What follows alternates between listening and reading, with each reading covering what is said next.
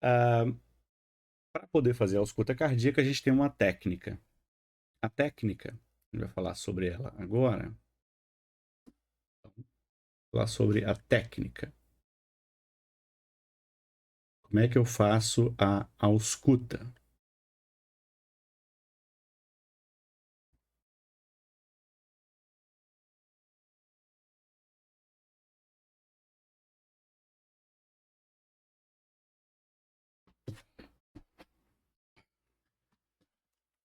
Um pouquinho para cá.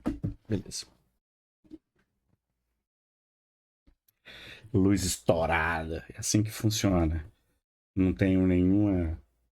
Não sou produtor de vídeo, nem faço edição, então a gente grava direto. Deixa essa luz estourada. Tô vendo ali, eu tô ictérico. Mas é o de menos. Vamos lá. O que importa é o que tá aqui. Não olha pra minha cara, não. Então tá, a gente tem uma técnica. Como é que a gente faz a ausculta, então? A primeira coisa que a gente tem que garantir é um ambiente silencioso. O que, para quem trabalha em emergência, sabe que é praticamente impossível eu ter um ambiente silencioso para fazer a ausculta cardíaca. A emergência é sempre um lugar muito barulhento. Tá sempre acontecendo um monte de coisa ao mesmo tempo, então é bem complicado. Então, para poder, como são sons de muito baixa frequência e para você se concentrar no que você está ouvindo, o ambiente tem que estar muito silencioso. O estetoscópio ele já serve as olivas, por exemplo. A função da oliva é isolar o meu conduto auditivo dos sons externos. Todo, toda a construção do estetoscópio é fazer um isolamento acústico e eu focar nesses sons que estão sendo transmitidos pelo diafragma, pela campânula. Então, quanto mais silencioso o ambiente, mais fácil é eu conseguir fazer a ausculta, melhor eu vou detectar esses sons de mais baixa frequência. Então, ambiente silencioso. Segunda coisa, a posição do doente.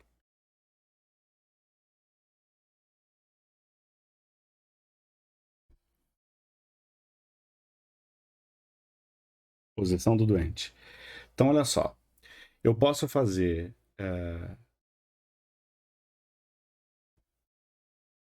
a ausculta com o paciente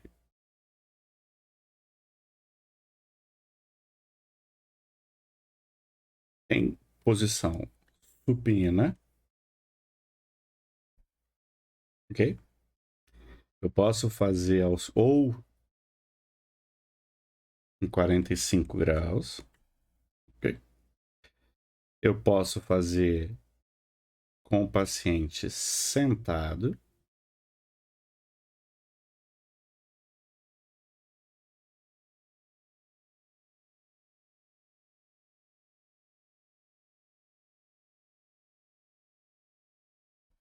com o paciente sentado, 90 graus,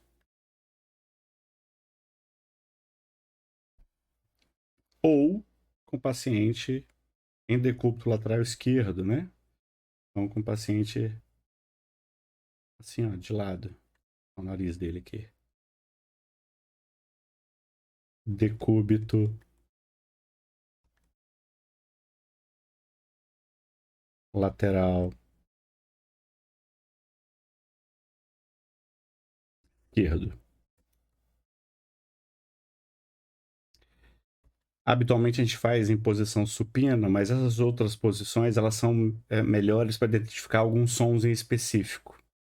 A gente vai falar também mais sobre essa questão da posição, mas, por exemplo, quando eu estou aqui com o paciente deitado em decúbito lateral esquerdo, eu consigo ouvir melhor, por exemplo, B3 e B4. Quando eu estou com o paciente sentado, atrito pleural, desculpa, atrito pericárdico é mais fácil de perceber com o paciente sentado, ok? mais detalhes sobre isso, a gente vai fazendo conforme os sons, a gente vai falando sobre sons em específico, tá? Então, a gente tem 3 posições possíveis para deixar o paciente. E aí, a gente tem a questão do local. Acho que dá aqui para colocar aqui. Então, olha só. Vou desenhar aqui também de novo a aorta. Artéria pulmonar aqui. A aorta cruzando ela para cá.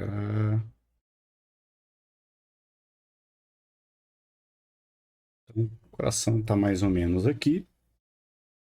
Eu vou colocar com outra cor. Vou botar um azul aqui. Eu tenho mais ou menos o externo. A área do externo aqui. As costelas.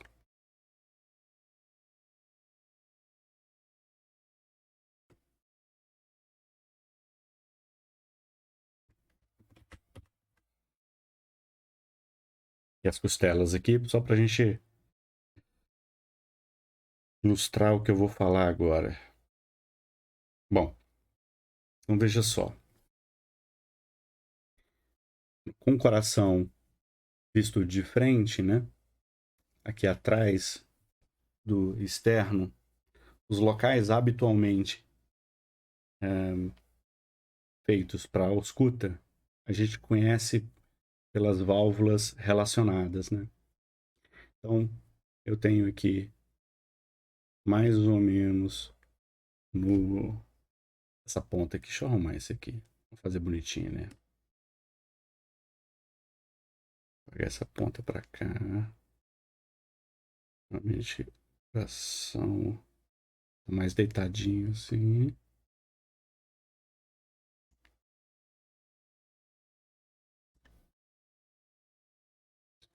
Hum, hum, hum, hum. Não vai estar necessariamente anatomicamente certinho, não, mas para a gente poder marcar. Eu tenho o ápice,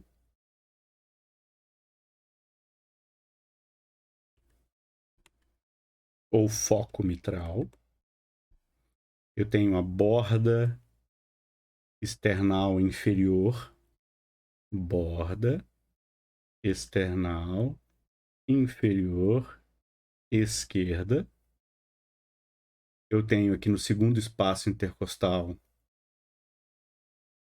a borda external superior esquerda, ou foco pulmonar. Esse aqui é o foco tricúspide. E eu tenho aqui no segundo espaço intercostal também a borda external superior direita, ou foco aórtico. Okay? Então, classicamente, eu tenho então os termos foco mitral, foco tricúspide, foco pulmonar e foco aórtico são os locais clássicos de ausculta. Okay? Outros locais de ausculta, eles são feitos dependendo do que você está investigando.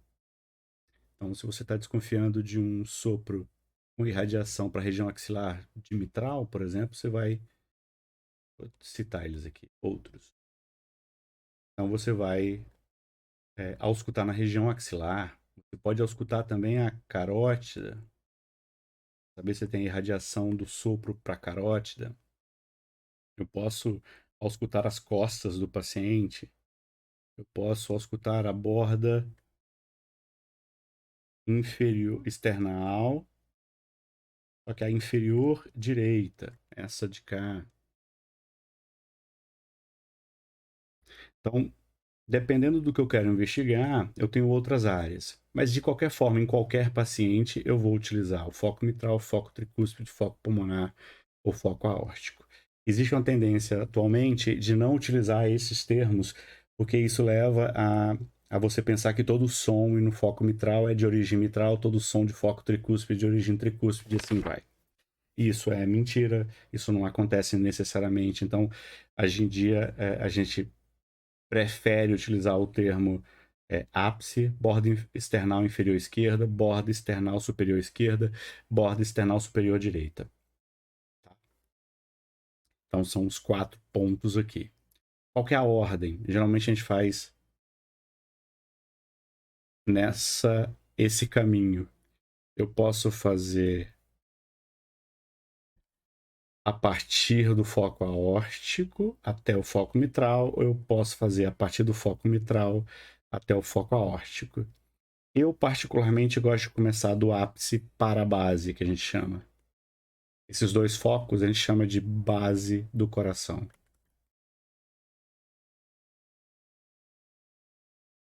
Que é o foco pulmonar e o foco aórtico, tá?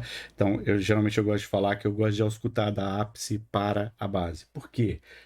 Porque no ápice eu vou ouvir melhor a primeira bolha, né? Então, B1, B1, B2, B1, B2.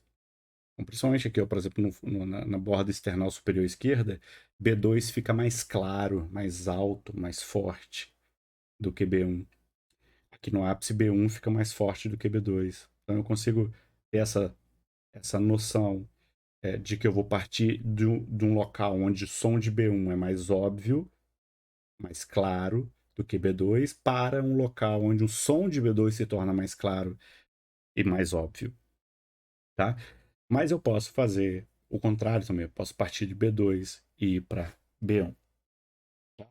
Eu posso fazer nessa direção ou nessa direção. Certo? Legal. E aí, por último, falando sobre a técnica, eu acho que é importante a gente falar sobre concentração. Então, olha só. A escuta é difícil. A gente precisa de um ambiente silencioso e a gente precisa prestar atenção no que a gente está fazendo. É, não existe. Deixa eu dar uma olhadinha no coração. Não existe dar uma olhadinha no coração. Ou eu ausculto e faço direito, ou eu não estou fazendo o método corretamente. Então, eu preciso me concentrar no que eu estou fazendo.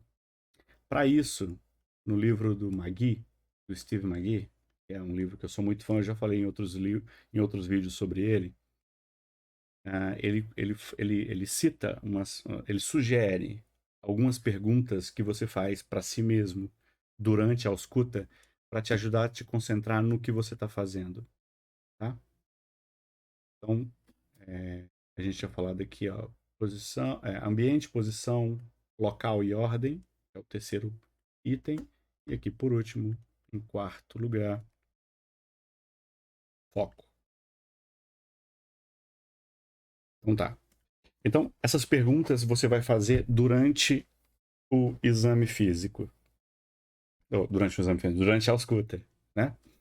Então, independente se você começou da base ou do ápice, primeira coisa, quando você colocar o esteto nos focos esperados, a primeira coisa que você vai fazer é identificar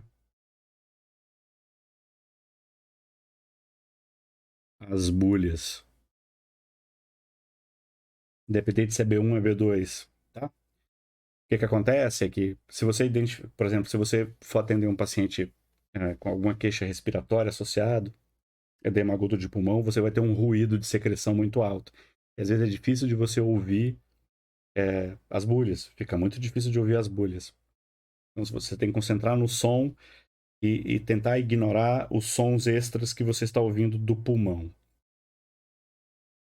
Depois, você vai tentar identificar o que é B1 e o que é B2 na hora do som, né? Você vai tentar perceber o que é B1 e o que é B2, o que é o tum e o que é o tá. Uma coisa que a gente costuma fazer para tentar ajudar é que a gente palpa a carótida enquanto ausculta. E aí, o pulso carotídeo é quase B1. Ele vem um pouquinho depois de B1, tá? Ele veio um pouquinho depois de B1. Então, na hora que você ausculta, você vai ver o som em que quase simultaneamente você vai ouvir B1 e sentir o pulso. Ok? Tomar cuidado, porque alguns pacientes idosos muito taquicárdicos, esse B1, esse pulso vai ficar um pouquinho mais distante de B1, mas ainda vai ficar entre B1 e B2. Não vai coincidir com B2, não vai ficar depois de B2. Vai ficar entre B1 e B2, mas um pouquinho depois. Normalmente eu vou ter, então, esse pulso quase que simultaneamente de B1. Outra coisa que ajuda B1 e B2 é o seguinte: a diástole é mais longa do que a sístole. Então, geralmente, eu tenho assim, ó, B1, B2. Aí tem um espaço maior, B1, B2. Ou eu tenho tum, tá, tum, tá. A distância, a diástole, é maior do que a sístole. Isso é legal porque, olha só, isso muda a cadência. Então você consegue um tum-tá, tum-tá, tum-tá. Entre o tum e o tá é curtinho. Entre o tá e o próximo tum é um pouquinho mais longo. Então você tem essa cadência. Então o primeiro som dessa cadência é B1. O segundo som é B2. Lógico, isso só vale com frequências. Essa regrinha só vale se a frequência cardíaca tiver menos que 100. Se o paciente tiver muito taquicárdico, o tum-ta, tum-ta, tum-ta, tum-ta, tum-ta fica muito rápido, é muito complicado você conseguir identificar B1 e o que é B2. Por que você precisa identificar B1 e B2? Porque aí você vai se perguntar, ouvindo B1 e B2, se esses sons, eu vou colocar aqui ainda, eles estão hipo ou hiperfonéticos, tá? Então, olha só, hipofonese de B1, hiperfonese de B1, hipofonese de B2, hiperfonese de B2. Então, olha só, a gente vai falar especificamente de B1, depois falar especificamente de B2, mas na hora que você está ouvindo, você tem que saber algumas coisas. Por exemplo, então olha só, aqui ó, eu vou colocar aqui, colocar com outra cor, vou botar de vermelho. Olha só, nesse foco, no ápice, no foco mitral, eu começo por aqui, geralmente. Aqui eu tenho uma B1 portona e uma B2zinha. É lógico que B1 aqui é mais alta do que B2, porque a produção do som de B1, a gente também vai falar disso quando a gente for falar de B1, é produzido pelo fechamento dessas válvulas mitral e tricúspide. E ela está próximo à mitral aqui. Então o som fica muito maior, o componente sonoro de mitral é muito maior do que o de tricúspide. Né? O som aqui, como eu estou mais próximo de VE e de mitral, o som de B1 é muito mais alto do que B2. Quando eu vou para a base, a tendência é que aqui, por exemplo, eu já tenha uma B1 mais fraquinha e uma B2 mais grandona, mais clara, mais óbvia. Então aqui na base eu tenho B2 mais óbvias e aqui no ápice eu tenho B1 mais óbvias.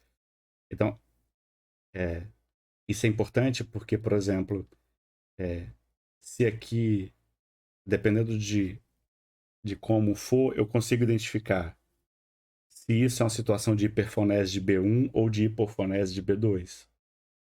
Então, fisiologicamente, depois a gente vai falar patologicamente, fisiologicamente eu tenho B1 mais óbvia, mais clara em foco mitral do que B2, e aí você tem que perceber isso, tentar perceber isso, porque se não tiver, tem algum problema na fonese da pulha, tá? Ou B1 tá hipofonética, ou B2 tá hiperfonética.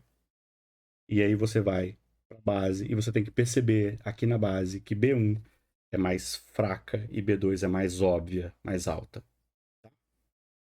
É isso aqui que a gente está falando sobre a questão do som de B1 e B2. E aí, a gente tem que identificar também, quando eu identifico B1 e B2, eu tento identificar os sons extras. Os sons extras são outras bolhas, cliques, atritos, sopros e assim vai. E a gente vai falar também durante o curso aí. Então eu tenho que, bom, eu tenho que identificar B1 e B2, beleza. O que não for B1 e B2 é um som extra. E aí eu preciso identificar qual é esse som extra, mas eu preciso estar atento a que tipo de som extra eu estou utilizando, eu estou ouvindo, ok? Também eu tenho que identificar o timing. E eu só consigo saber o timing, ou seja, se o som é sistólico ou diastólico, se eu identificar B1 e B2. Então, todo som sistólico é entre B1 e B2, ele é aqui, e todo som diastólico é entre B2 e B1, tá? Então, a identificar as bolha 1 e bolha 2 também ajuda a identificar se esses sons extras são sistólicos ou diastólicos. Isso são muito importantes para definir. E por último, o local melhor audível desse som extra, tá? O melhor é o local onde é melhor identificado o som extra. Ok? Beleza. Ah, faltou um detalhe aqui que eu acho que é importante. É o seguinte. Eu esqueci de comentar. Vou voltar aqui para azul de novo. Olha só. Eu falei que eu faço esse segmento, né? Então, geralmente, eu começo do foco mitral, vou pro tricúspide, subo pro pulmonar e vou pro aórtico, tá? Eu faço esse segmento. Depois que eu fiz esse, ouvi aqui, ouvi aqui, ouvi aqui, ouvi aqui, eu começo primeiro com o diafragma. Eu ouço de novo a partir do ápice com a campanula, ok? Aí eu volto para cá, ouço a campanula, foco mitral, foco tricúspide, foco pulmonar e foco aórtico, tá? Ficou faltando esse detalhe com relação à ordem da ausculta. Certo? Certo. Eu acho que por hoje é só. Valeu.